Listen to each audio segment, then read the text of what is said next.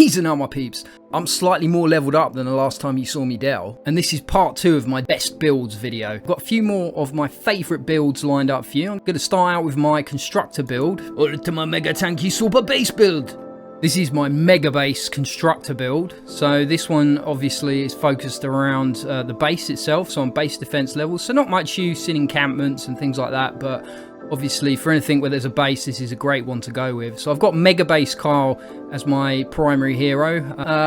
Heavy Base is a close second, but I've actually just put him into the tactical support slot here, which gives you fill the base, which basically means the base explodes and kills a lot of the low levels and does a bit of damage to everything else around it once you've killed 30 husks within the base area. And then I've got Master Grenadier Ramirez in my support slot. Now you could play Wukong or anyone else with the assault damage perk. There are other builder perks, constructor perks that I could have put in there, but I tend to go with the assault damage perk just to give me a little bit more oomph with my actual weaponry. So I'm in a level 100 deliver the bomb here. The reason I've gone with deliver the bomb is because you only get husks coming from 1 or 2 directions, and the direction of the storm won't change mid-map. So it should in theory give me a chance to show you how powerful a base, Mega Base can build without having to sort of put tunnels absolutely everywhere. I should only need to build 1 or 2 tunnels.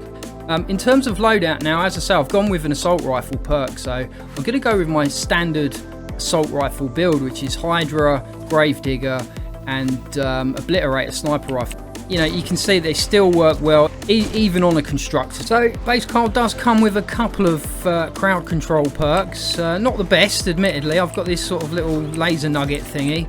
I've also got my shield charge. Now the shield charge, I'll show you that now. Oh my god. Fuck, I'm assuming they're exploding death burst then. So we can see here on the map, I'm going to get mobs coming from that direction and that direction. So thankfully they're not going to be right up against the rift there. So I've put a bit of a barrier up here because there's a lot of spawn points up here, and husks tend to take the most direct route to the base. Oh, for God's sake, shit off. I'll bloody make a video here, lads. Right, there we go. Yeah, so I'm going to get the majority of them coming this way. Really? Fucking exploding death burst. I'm expecting to lose this one because it's exploding death burst level, which means that I can't really use kill tunnels because they're just going to get wrecked. So I've put as many pushes up as I can possible, which are going to knock hopefully the bulk of the husks into this death pit. There is a ramp underneath there, so if they fall into that bit, that's why I've built that. It will just push them back here, hopefully knock them down into that hole. And then I do have a kill tunnel in here. Just to deal with anything that does make it past there. But before we start, and this is the most important thing to do when you're playing as base car, is to get your base perk set down. So there we go, and as you can see, this is gonna give me extra damage, reflection, extra strength, extra laser floor stuff, and just general extra awesomeness up to 7 tiles from where I place it. So in this instance, it's pretty much covering the entire base area. It's not going to get... Oh, actually, no.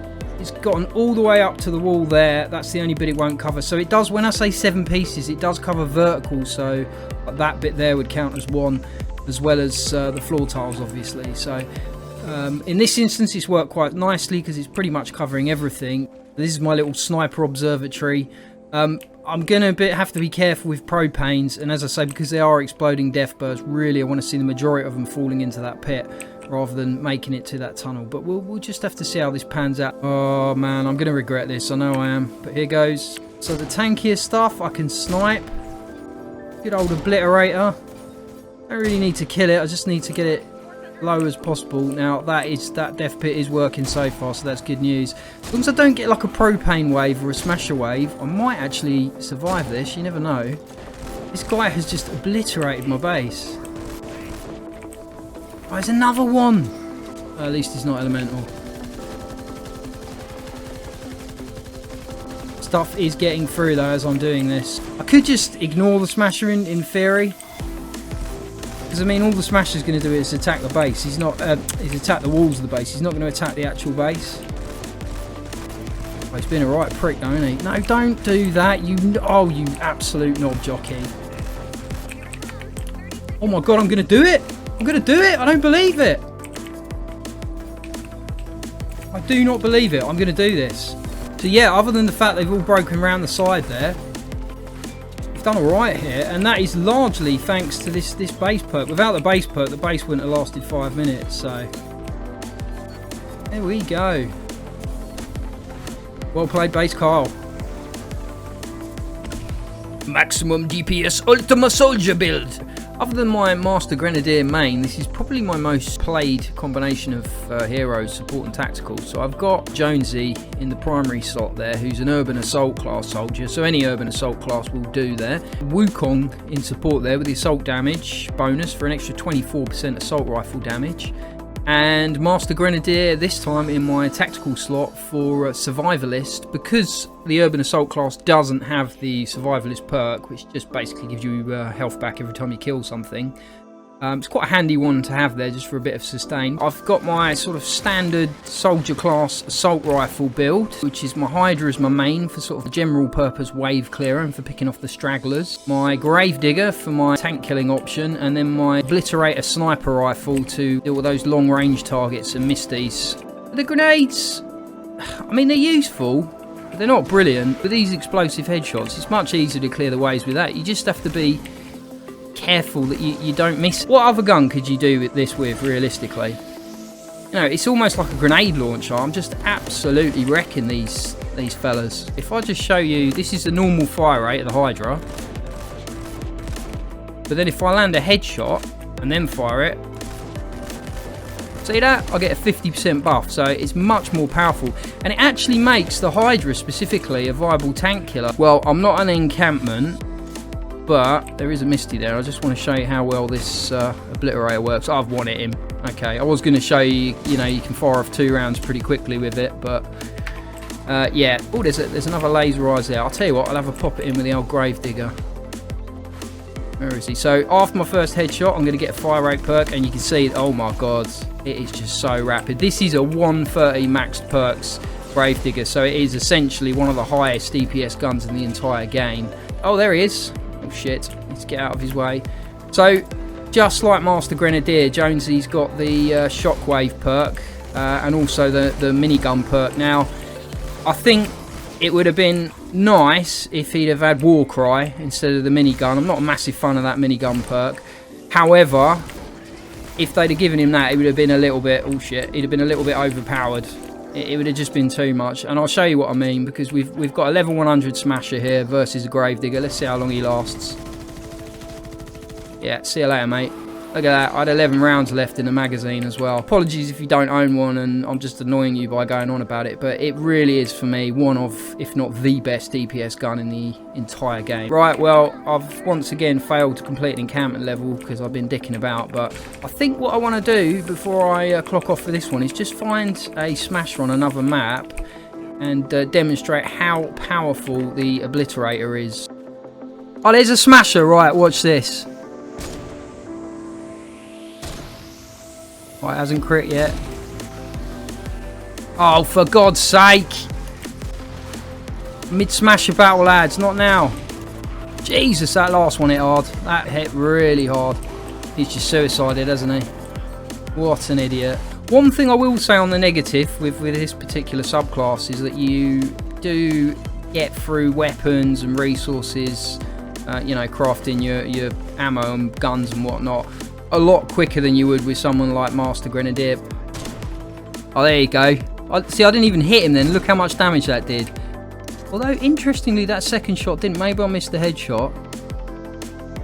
Make sure we don't on the second shot. Oh, you're behind a tree? Tree's not going to help you, fella. I mean, what other gun does this? Look at that. You can shoot for a building with it. That's the thing, the bullet just keeps going. So anything, look at that, like everything down there has been destroyed.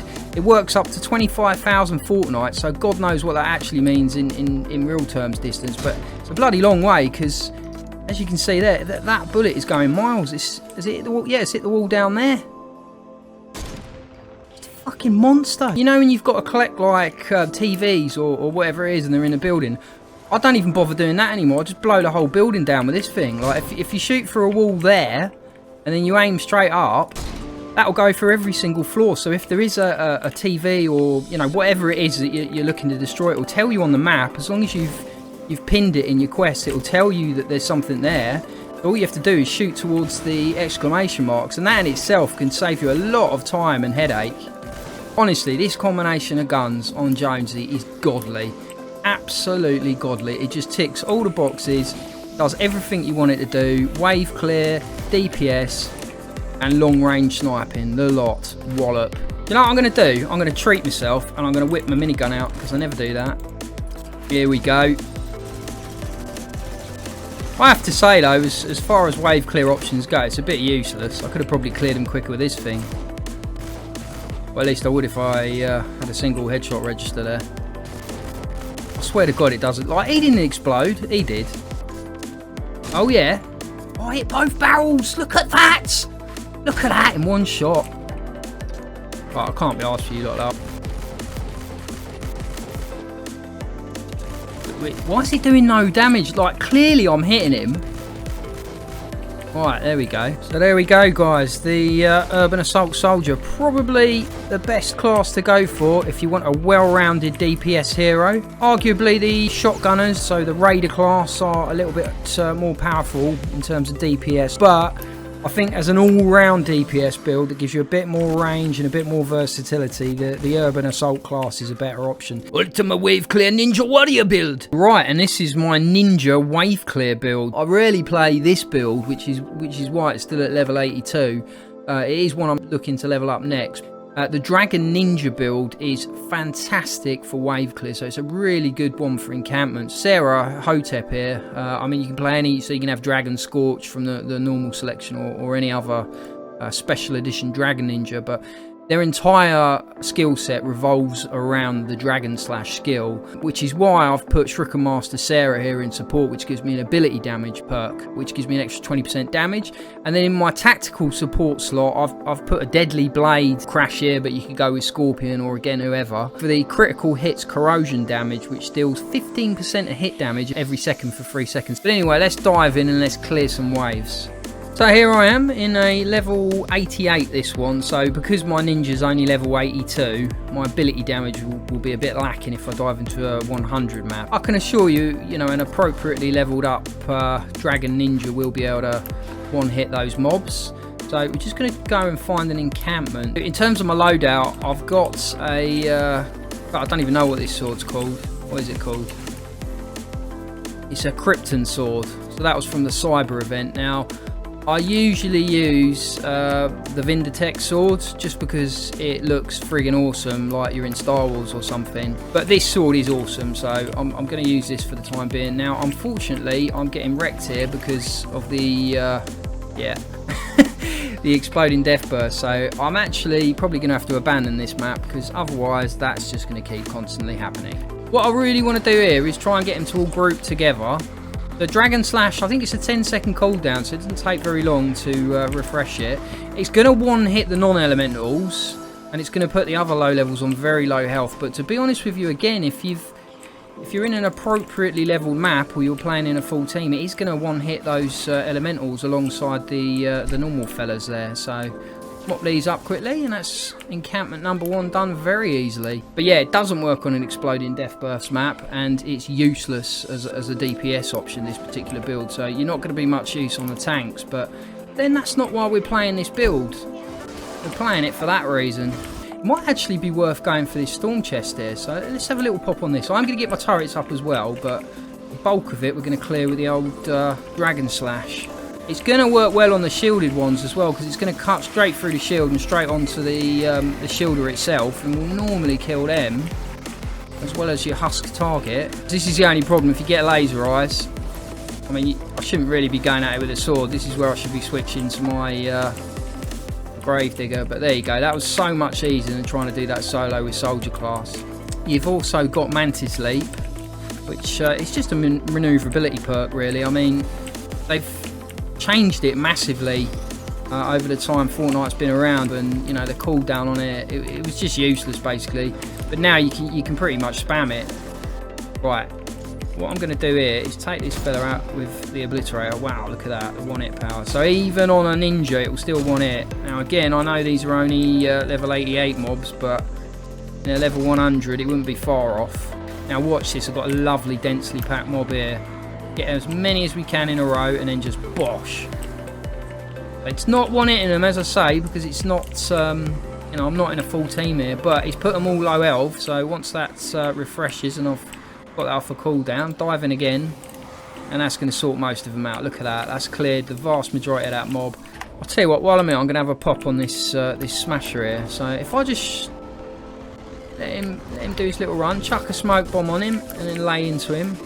Now, really, I should have activated Dragon Slash because I'm missing out on 35% damage here. But you know, it's not taking too long. It's not taking too long there to kill him. Look at that. Look at that barrel dodge in there. Just blew your mates up, you idiot. And then really, you know, as I say, I'm only using assault rifle in situations where, like that, where it's much easier for me to attack a target at range. I'm not going to be using it to down the tanks and stuff like that. I'm just going to go in with the sword. I say that, I've got a nature smasher there, so really I do want to be using the gravedigger. What with the opposing elements. Oh, look at it go! Look at it go! God, that thing's powerful. Right, one more encampment. I've actually done an encampments map. If that's not testament to the ninja class being a good wave clearer, then I don't know what is. Oh god, no! There's way too many laser eyes there. Way too many laser eyes. Jesus Christ! Mantis Sleep though's helping me out. It's a bit hard killing these fellas quickly when you're going at them with the sword. That is, to be honest with you, a bit of a problem with this class. I should point out as well, on shadow stance, so like I say, when I get a kill, I'm going straight in a shadow stance. It does make me harder to target as well, so the enemies have a harder time targeting me. Oh no, don't die, do not die. Oh, you bastard! I don't believe this, that's another encampment failed. Well, this is good, I can't select any of my weapons. This is a whole new level of glitch, Fortnite. I literally cannot select any weapons, attack, can't even do my crate, all I can do is run around. I wonder if I can still, no, can't Dragon Slash. Oh, there you go, it's back, got my guns back again. Nice one, epic. Quality programming there. So there we go, anyway, great wave clear option. As I say, not a particularly good choice if you're looking for a DPS hero. There aren't DPS ninja options. As I say, I was going to put it in the video, but I'll be honest with you, I played them so rarely, and I just think they're a bit pointless, because if you're going to go with a DPS build, then you're better off going with a ranged, either soldier raider class for the shotguns, or soldier urban assault for assault rifles. Like they're just better options for DPS. But in terms of wave clear, this is a great one. It works really well on the base defenses too, so that you can go out there and deal with the low level mobs. So when you get like a massive wave come along, and then at the same time you've got your DPS soldier to deal with the tankier stuff. But there we go, guys, the wave clear ninja. So there we go, guys, some of my favourite builds. So I'm not necessarily saying these are the best possible builds in the games. There's a lot of different variations that you can make to them with the support and tactical slots. They work for me, and to be honest with you, you know, if they're working in level 100 twine and in high level games, I'm happy with them the way that they are. But anyway, I hope you enjoyed the video, guys. If you did, be sure to hit that like button, because it will make a baby squirrel smile. And until next time, GG, well played, and laters fam, laters.